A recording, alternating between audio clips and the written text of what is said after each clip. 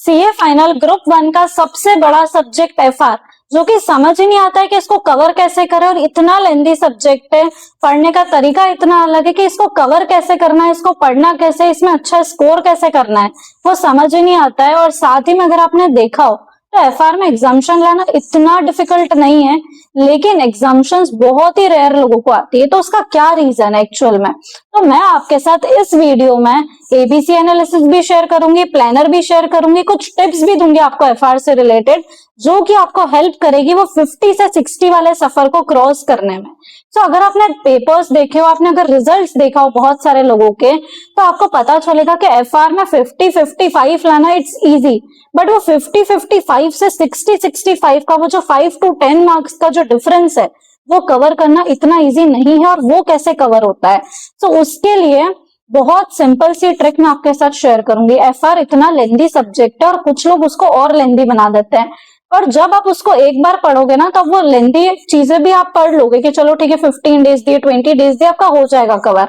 लेकिन जब बात आती है रिवीजन की, तो आपको समझ नहीं आता है कि एफआर में क्वेश्चंस कट कैसे करें, क्योंकि जब आप कैटेगरीज बनाते हो और जो जो क्वेश्चंस आप सी कैटेगरी बी कैटेगरी में डालकर उनको 1.5 दे, या फिर एफआर का जैसे फर्स्ट पेपर रहता है तो हम 4-5 दिन भी दे सकते हैं एफआर को, पर वो 5 दिन में भी आपके सारे क्वेश्चंस तो कवर नहीं हो सकते, फिर भी आपको कैटेगरीज तो बनानी ही पड़ेगी।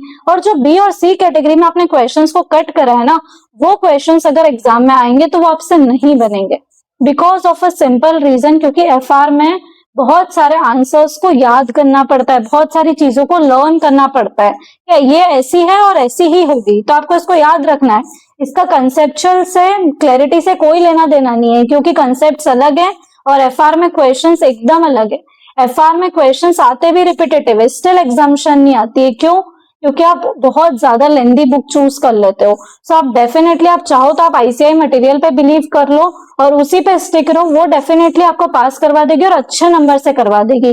अगर आपको आईसीआई मटेरियल से नहीं जम रहा है तो फिर आप जो भी बुक चूज कर रहे हो ना, मेक श्योर करो कि वो बुक बहुत कंसाइज हो, इतनी बड़ी ना हो कि आपको उसमें सिर्फ एलडीआर क्वेश्चंस ही करने पड़े। अब मैं आपके लिए एक शानदार प्लानर लेकर आ गई हूँ, एफआर का 15 डेज का प्लानर, जिससे आपको बहुत हेल्प मिलेगी। पूरा एफआर आप आराम से 15 डेज में कवर कर सकते हो विथ टेस्ट। तो अगर आप देखोगे तो एफआर के प्लानर में फर्स्ट डे में हमने स्टार्ट करा है with financial instruments. Second chapter मैंने रखा है शेयर बेस्ड पेमेंट और अकाउंटिंग टेक्नोलॉजी। तो फाइनेंशियल इंस्ट्रूमेंट्स के लिए आपको 2 दिन मिल जाएंगे, देन बिजनेस कॉम्बिनेशन और फिर लीजेस है। अब लीजेस के लिए बहुत सारे लोगों के मन में डाउट आ रहा होगा कि लीजेस तो इतना इंपॉर्टेंट है ही नहीं, क्योंकि अभी 3-4 अटेम्प्ट से लीजेस एक भी क्वेश्चन में नहीं दिख रहा है। पर जब जब वो क्वेश्चंस में नहीं दिख रहा है ना, इसका मतलब वो हर अटेम्प्ट के साथ इंपॉर्टेंट हो रहा है। क्यों? क्योंकि लास्ट ही आया था May 24 अटेम्प्ट में, उसके बाद से लीजेस का क्वेश्चन नहीं आया, तो हर बार इसके चांसेस बहुत बढ़ रहे हैं। और इसका जब भी क्वेश्चन आता है तो ये 8 मार्क्स का आएगा और एमसीक्यू में भी आपको मिलेगा, तो 10-12 मार्क्स का वेटेज लीजेस का कहीं नहीं जाएगा, तो आपको इसको बहुत इंपॉर्टेंस देना है। तो आप ये देखोगे कि इतने चैप्टर्स, कुछ जो कोर 30% चैप्टर्स है आपके, वो कवर करो आप और उसके बाद एक टेस्ट दे दो। और इन 30% चैप्टर्स में अगर आप देखोगे ना, तो मैंने कंसोलिडेशन नहीं रखा है, मैंने 115 नहीं रखा है। क्यों नहीं रखा है, जबकि ये भी बड़े चैप्टर्स में आते हैं? Because of a simple reason कि कंसोलिडेशन आप कितना भी कर लो उसमें आपको नंबर नहीं मिलेंगे, तो वो आपका जो कोर 30% है, जो आपको नंबर स्कोर करवाने में मदद करता है, उस 30% में कंसोलिडेशन कभी भी नहीं आएगा। ठीक है, इंडेज 115 क्यों नहीं रखा? क्योंकि मैंने फाइनेंशियल इंस्ट्रूमेंट्स रखा है। अब फाइनेंशियल इंस्ट्रूमेंट्स रखा तो 115 नहीं रखा, इसका क्या लॉजिक हुआ? क्योंकि सेकंड क्वेश्चन में हमेशा फाइनेंशियल इंस्ट्रूमेंट्स आता है और फिफ्थ क्वेश्चन में इंडेज 115 आता है। इसके अलावा फर्स्ट क्वेश्चन तो कंपलसरी है, थर्ड, फोर्थ और सिक्स्थ क्वेश्चन बहुत इजी क्वेश्चंस रहते हैं, तो वो तो आपको अटेम्प्ट करने ही चाहिए। तो आपके पास एग्जाम एक ऑप्शन बचा, क्या तो आप सेकंड क्वेश्चन को चूज कर लो या फिर आप फिफ्थ क्वेश्चन को चूज कर लो। तो जब आपको पता है कि फिफ्थ क्वेश्चन में इंडेज 115 आएगा और थ्योरी चैप्टर्स जैसे 101, फिर analysis of financial statements, theory chapters, मतलब आप कितना भी करके जाओ, आई बेट कि आप एग्जाम में फिफ्थ क्वेश्चन ही छोड़ कर आओगे, भले आप इसकी पूरी प्रिपरेशन कर लो। तो फिफ्थ क्वेश्चन इसलिए छोड़ देना चाहिए, इसलिए मैंने इसके अंदर 115 नहीं रखा है। तो आप देखोगे तो बहुत स्ट्रेटेजिकली मैंने ये प्लान करा, और ये आईसीआई का पैटर्न है, तो ये चेंज नहीं होता। बहुत सारे लोग कहेंगे ना कि जनवरी का पेपर और ये पेपर्स तो बहुत अलग आया था, बहुत टफ आया था, आप तभी भी देखना उन पेपर्स में भी कि ये जो मैंने आपको चीज बताई है ना, ये उसमें भी चेंज नहीं हुई है, क्योंकि ये आईसीआई का पेपर पैटर्न है। और अगर आपको ऐसे ही बाकी सब्जेक्ट्स के भी पेपर पैटर्न जाना और स्ट्रेटेजिकली कोर्स को चूज करना है, तो आप इवन मेरे साथ कनेक्ट कर सकते हो। मैं हर सब्जेक्ट में आपको ऐसे ही स्ट्रेटेजिकली बता दूंगी कि कौन सा पोर्शन करना है और कौन सा नहीं करना है।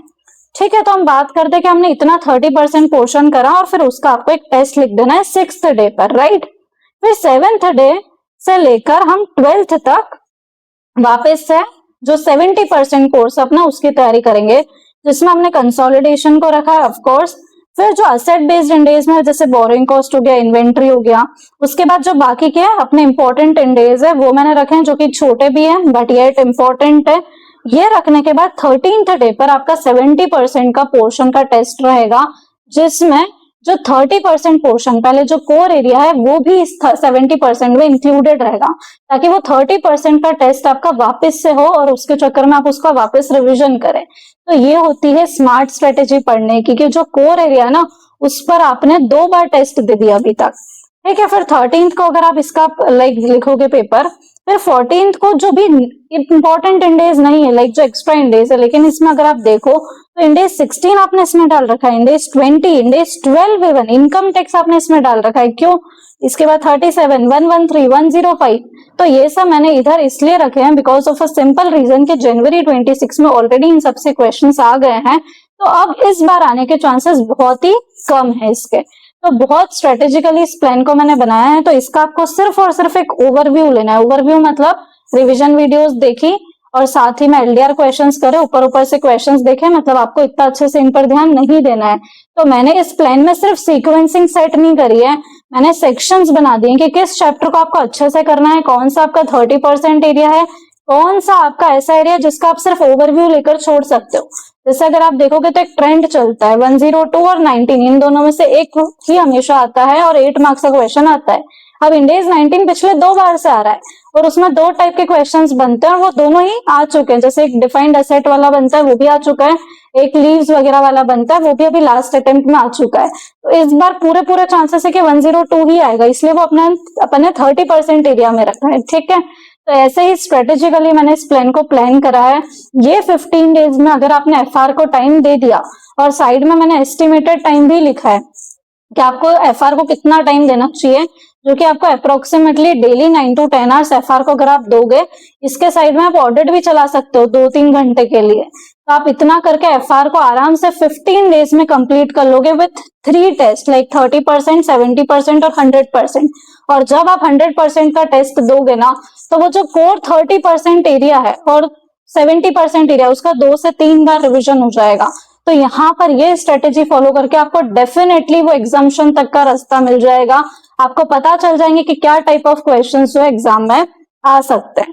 इसके बाद हम बात करते हैं कि एफआर में कंसेप्ट्स पर ज्यादा ध्यान दे या फिर क्वेश्चंस पर। तो डेफिनेटली मैं बोलूंगी क्वेश्चंस पर ज्यादा ध्यान दो। क्यों? क्योंकि एफआर क्वेश्चन ओरिएंटेड सब्जेक्ट है, जिसमें क्वेश्चंस आपको सिमिलर मिलेंगे पेपर में, जो आप करके जा रहे हो आईसीआई मटेरियल से सेम क्वेश्चंस आएंगे। साथ ही मैम थ्योरी भी लिखनी पड़ती, तो बहुत सारे क्वेश्चंस को याद करना पड़ता है और ये एक रियलिटी है। हम अगर इसको ऐसा बोलेंगे कि आप रटने का बोल रहे हो, तो कुछ कुछ क्वेश्चंस में आपको वो करना पड़ेगा डेफिनेटली। इवन फैकल्टीज भी बोलते हैं कि ये चीज तो आप याद ही रखना। ठीक है, इसके बाद मैंने आपको स्मार्ट स्ट्रेटेजी ऑलरेडी प्लान करके दे दी है, इंडेज 115 वाली और फाइनेंशियल इंस्ट्रूमेंट्स वाली। इवन कंसोलिडेशन भी अपने 30% एरिया में नहीं रखा है। तो हर काम मैंने आपको प्लान करके दे दिया है। मैंने चैप्टर्स का बाइफर्केशन आपको दे दिया है कि कौन सा चैप्टर ज्यादा इंपॉर्टेंट है और कौन से कम इंपॉर्टेंट है, किसको कैसे कवर करना है, कितने टाइम में कवर करना है। तो आपको इस प्लान को एग्जैक्टली फॉलो करना है। टेस्ट आप मुझसे ले सकते हो, इवन क्यूमुलेटिव टेस्ट आप कहीं और से भी, पोर्शन वाइज टेस्ट कहीं और से भी ले सकते हो, बट मैं बोलूंगी कि मेरा टेस्ट बेस्ट है। उसमें मैं बहुत सारे डेली फॉलोअप्स करके टेस्ट दिलवा देती हूँ। काफी अच्छा paper, level of questions ICI के आपको मिलेंगे।